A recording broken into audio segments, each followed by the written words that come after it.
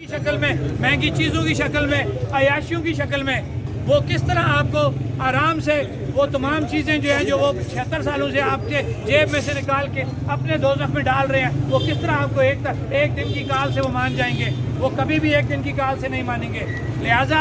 ہمارا یہ آپس میں طے ہوا ہے پورے آزاد کشمیر لیول پہ کہ 31 تاریخ کو مظفر آباد ڈویژن کی کال ہے، 5 تاریخ کو پونچھ اور میرپور ڈویژن کی کال ہے، 5 تاریخ کے بعد پورے آزاد کشمیر کے سٹیک ہولڈر ایک جگہ اکٹھے ہوں گے، وہ چاہے کسی بھی شکل میں ہے، وہ تاجر ہے، وکیل ہے، اسٹوڈنٹ ہے، صحافی ہے یا عام ایک سول سوسائٹی سے تعلق رکھنے والا بندہ ہے، ہم سب اکٹھے ہو کے جوائنٹ تاریخ ایک دیں گے، جوائنٹ نام سے ہم ایک تاریخ دیں گے، اور میرا یہ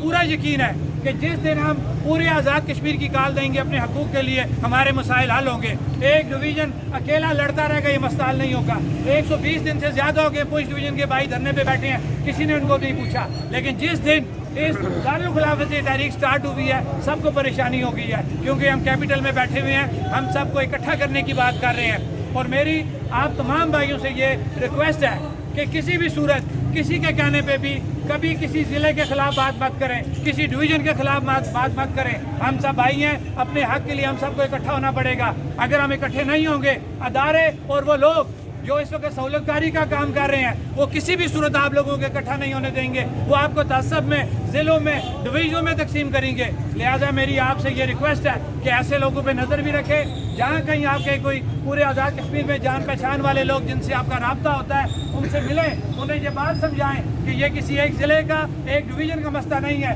یہ پوری ریاست کا مسئلہ ہے، اور اس مسئلے کے لیے پوری ریاست کے لوگوں کو اکٹھے ہو کے کال دینی پڑے گی۔ میں لہٰذا میری بات کافی لمبی ہو گئی ہے، میں اپنے بھائیوں سے یہ ریکویسٹ کرتا ہوں کہ 31 تاریخ کو مکمل پہیہ جام اور شٹر ڈاؤن آپ کو کرنا پڑے گا، اور اس کے بعد 5 تاریخ کو پونچھ ڈویژن میں، میرپور ڈویژن میں جو کال ہو رہی ہے انشاءاللہ وہ بھی مکمل جو ہے وہ